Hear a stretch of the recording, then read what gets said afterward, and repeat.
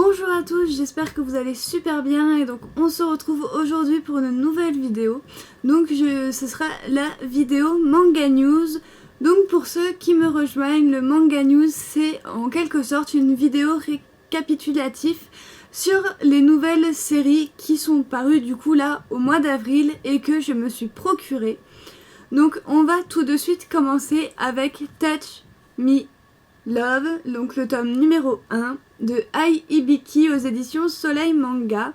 Donc il est toujours en cours avec 5 tomes et le tome 2 va paraître le 6 juillet 2016. C'est un shoujo de genre comédie, érotique, romance, school life et tranche de vie. Donc je vous montre le dessin.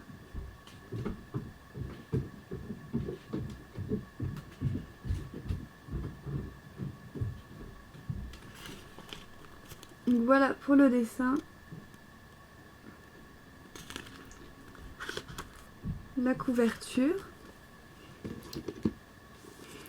Ensuite, je me suis procuré d'Ahmed Master, donc le scénario de Uni et le dessin de Shu Katayama, donc aux éditions Komiku. Donc pour celui-ci, je vais vous en parler dans cette vidéo, tout simplement parce que pour ma part, c'est un semi-flop. Voilà, un tout petit flop, ça m'a pas transcendé plus que ça. Donc je ne vois pas l'intérêt de le consacrer une vidéo et de toute façon, j'en ai pas envie.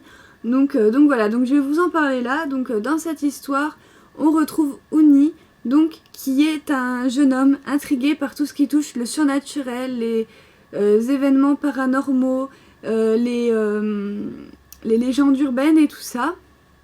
Et donc il va raconter un peu tout ça à ses camarades de classe et bien entendu personne va le croire, sauf un qui s'appelle... Bah c'est pas marqué, je sais plus comment il s'appelle, bref. Et donc ce jeune homme qui le croit à ces phénomènes paranormaux va devenir en quelque sorte son maître, puisqu'il a l'air d'en savoir bien plus que lui sur les phénomènes paranormaux. Donc de là il va l'emmener un petit peu dans des endroits où je veux dire on peut voir des phénomènes paranormaux. Donc de là voilà. Et donc on va nous parler de ça pendant toute la durée du tome, on va voir des apparitions, on va pas savoir pourquoi, qu'est-ce que ça fait là, qu'est-ce que ça fait. Donc voilà, j'ai été vraiment très déçue de ce manga, je n'ai pas retrouvé le côté horreur psychologique et trailer de ce manga. Donc voilà, j'ai été très déçue, ça reste plat. Voilà, du début jusqu'à la fin, c'est plat. Voilà, quand on voit une apparition, on s'attend à ce que ça fasse des dégâts, à ce que ça, je sais pas, ça vous plante un couteau dans le dos, enfin, je sais pas, vous attendez à un truc horrible. Et en fait, non, en fait, l'apparition est là, mais elle fait rien, elle bouge pas, puis après, elle s'en va. Donc voilà, ça n'a pas eu de grand intérêt pour ma part, mis à part que les personnages sont quand même stylés, il faut bien se le dire. Ils sont bien faits, ils sont assez réalistes, mais je n'ai pas réussi à m'attacher à ces personnages, tout simplement parce que l'histoire part très mal pour ma part. En tout cas, j'ai bien envie de tester le tome 2, juste voilà, pour soit ce sera un vraiment très gros flop, ou soit le tome 2 peut relancer mon intérêt pour la série.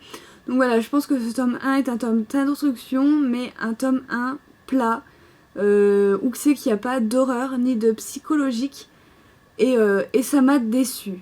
Voilà, je m'attendais un petit peu à un truc à la Remember, ou tout ça au survival game un petit peu qu'on retrouve, et en fait pas du tout, et ça m'a vraiment déçue.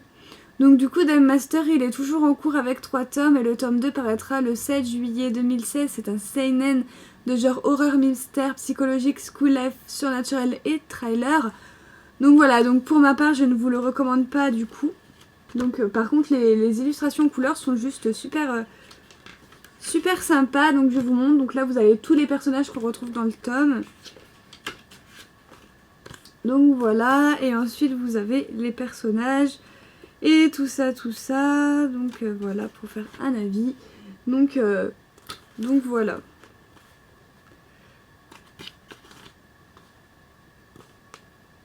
Donc voilà, j'espère que ce tome 2 va me faire apprécier la série, que je retrouverai le côté mystère, horreur, psychologique du manga.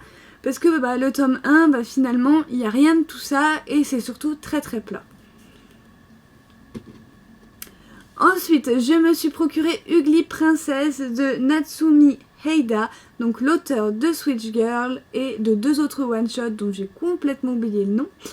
Et donc c'est chez Akata, et au passage je remercie Akata d'avoir partagé ma vidéo sur leur page Facebook, ça m'a fait extrêmement plaisir. Donc Ugly Princess est terminé en 7 tomes, le 2e tome paraîtra le 9 juin 2016, c'est un shoujo de genre comédie, romance, school life. Donc je vous ai fait également une vidéo nouveauté sur ce titre, je dis également car je sais pas si je l'ai dit, mais j'ai également fait une vidéo sur Teach My Love, qui date de il n'y a pas si longtemps que ça. Et donc à l'intérieur, comme j'ai pris l'édition limitée, vous retrouvez des pages couleurs et une interview à l'intérieur. Et pour ce qui est du graphisme, qu'est-ce que je peux vous montrer? Assez rigolo. Voilà. Donc voilà, j'ai vraiment adoré et j'ai vraiment hâte d'avoir le second tome. Ensuite, encore un shoujo. Oui, il y a beaucoup de shoujo, je vous ai même pas dit, mais au mois d'avril, je me suis procuré 6 nouvelles séries. Et sur ces 6 nouvelles séries, il y a 4 shoujo et 2 seinen. Donc voilà, donc là, il s'agit de Me, Myself et Him de Mika Kajiyama. Donc aux éditions Pika, donc celui-là, j'ai pas eu le temps de le lire, je l'ai acheté tout à l'heure, je l'avais complètement zappé. Et j'ai eu beaucoup de chance parce qu'il ne restait plus que 2. Donc voilà, donc il est terminé en 3 tomes, donc je ne pense pas vous faire une vidéo de nouveauté dessus. Voilà, le tome 2 il sort le 15 juin et j'ai vu que le tome 3 paraîtra au mois d'août. Donc clairement on peut attendre le mois d'août pour la vidéo. Et donc c'est de genre, c'est un shoujo de genre comédie, romance, school life et surnaturel. Donc voilà comment se présente la bête. Donc voilà, j'aime beaucoup ici c'est rose et là vous avez violet, enfin bleu, violet, quelque chose comme ça, c'est assez beau. Vous avez des pages couleurs qui sont juste trop belles. Donc voilà. Ici, je ne sais pas si la mangaka a fait d'autres œuvres, je ne me suis pas renseignée. Mais en tout cas c'est vraiment beau. Ensuite pour le dessin, nous sommes sur quelque chose de comme ceci, donc c'est vraiment super beau. Donc voilà. Ensuite, je me suis procuré Draw dans l'océan où dort une sorcière, le scénario de Saki Okuse et le dessin de Shako Abeno, donc c'est aux éditions Delcourt. Donc celui-ci non plus, j'ai pas eu le temps de le lire, je l'ai acheté également tout à l'heure. Donc pas spécialement parce que je l'avais oublié, mais tout simplement parce que j'avais envie d'avoir des avis un petit peu voilà, de mes amis youtubeurs qui s'étaient procuré Draw. Donc en l'occurrence j'ai regardé la vidéo de Senpai, donc de la chaîne Salvarian Senpai. Et il m'a vraiment donné envie de me procurer Draw. Voilà, il en a super bien parlé, il m'a juste donné trop envie. Et ensuite il y a eu la vidéo de Lin Sotaku, donc dans son book haul elle nous a parlé de Draw. Et quand elle a dit que c'était un petit coup de cœur, je me suis dit, si ça plaît à Salvarion, si ça plaît à l'INSEE, il faut qu'au moins j'essaye le premier tome. En plus ça va nous parler sorcière et magie noire, donc une magie assez destructrice et qui peut tuer pas mal de monde, donc ça m'intéresse grandement. Surtout que j'ai jamais eu encore l'occasion de lire des mangas qui nous parlaient de magie noire, donc ça va être une découverte intéressante. Donc pareil, je compte attendre la fin de la publication pour vous en parler sur ma chaîne, puisqu'il sera terminé en 4 tomes. Donc voilà, et donc le tome 2 paraîtra le 6 juillet 2016, c'est un seinen de genre drame, ecchi, horreur, mystère, psychologique, romance, surnaturel et tragique. Ouh, laissez-moi respirer 2 minutes. Donc voilà, nous avons une couverture juste sublime. Donc voilà, donc si on ouvre le livre, ça fait comme ça, désolée je peux pas l'ouvrir plus, sinon je vais l'abîmer. Donc voilà, après nous avons une page couleur également. Ici, donc qui est juste super belle.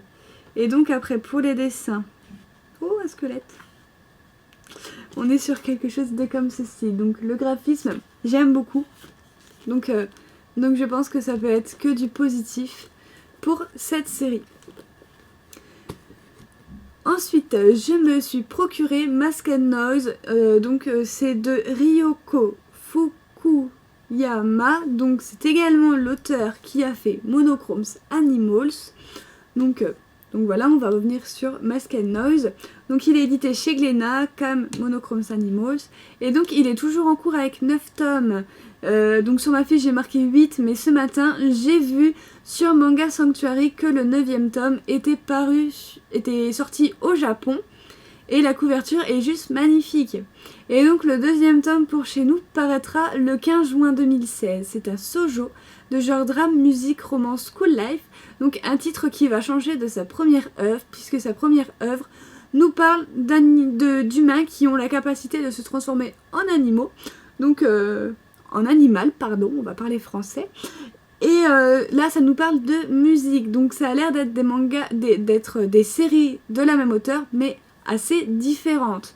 Donc je m'étais dit, comme dans le temps, quand j'étais plus jeune, j'avais les 5 premiers tomes de Monochromes Animals que j'avais lus, mais par souci financier, j'avais besoin d'argent, donc du coup je les ai revendus. J'ai regretté par la suite. Au mois de janvier 2016, si vous avez remarqué dans mes achats manga, je m'étais reprocuré le tome 1 de Monochromes Animals, et donc je me suis dit, vu que je me rappelle plus du tout de l'histoire, à part que c'est des mecs qui ont la capacité de se transformer en animaux, je m'étais dit de vous faire une découverte manga sur Monochromes Animals, et en même temps dans la même vidéo de vous parler de la nouveauté Mask and Noise. Donc comme ça vous aurez mes deux avis à propos des deux séries de la même auteur. Je trouvais cela fort sympathique. Donc on va laisser Monochromes Animals de côté et on va revenir à Mask and Noise. Donc ça fait beaucoup de Monochromes Animals et de Mask and Noise dans le même débit de parole, mais c'est pas grave. Donc du coup je vais vous montrer les dessins parce que je vous ai pas montré les dessins. Alors on peut tout de suite remarquer qu'il s'agit de la même mangaka que Monochromes Animals. Les dessins se ressemblent vraiment beaucoup, et donc je vais vous montrer également les dessins de Monochromes Animals pour que vous voyez bien qu'on est dans le même délire de dessin. Donc voilà. Ceci étant sa première œuvre, je trouve les dessins beaucoup plus beaux et plus réalistes dans Mask and Noise que dans Monochromes Animals. N'hésitez pas à me laisser vos avis à propos de ces mangas-ci. Et donc voilà, c'est comme ça que va se terminer ma vidéo Manga News du mois d'avril. Donc il n'y a pas eu beaucoup de nouveautés pour ce mois-ci. Ça tombe bien parce que pour le mois de mai, il va être rempli niveau nouveautés, hein. Je sais pas, je crois que j'ai lu sur internet, c'est à peu près le mois de sortie qui est à peu près équivalent au mois de janvier. Donc mois de janvier était beaucoup chargé niveau nouveautés, mois de mai ça va y aller. Donc il y aura beaucoup de mangas à vous présenter pour le Manga News du mois de mai. Et donc voilà, donc j'espère que cette vidéo vous aura plu. Si c'est le cas, n'hésitez pas à me laisser un petit pouce vers le haut, voilà, c'est très important. Et aussi à me laisser vos avis en commentaire, c'est très très important aussi pour moi, ça me permet de pouvoir échanger avec vous, d'avoir vos avis, les recommandations que vous me faites, tout ça. Et donc voilà, et donc de partager également ma vidéo si le cœur vous en dit, je ne vous force à rien du tout. Et donc on se retrouve très bientôt pour une prochaine vidéo. Bye!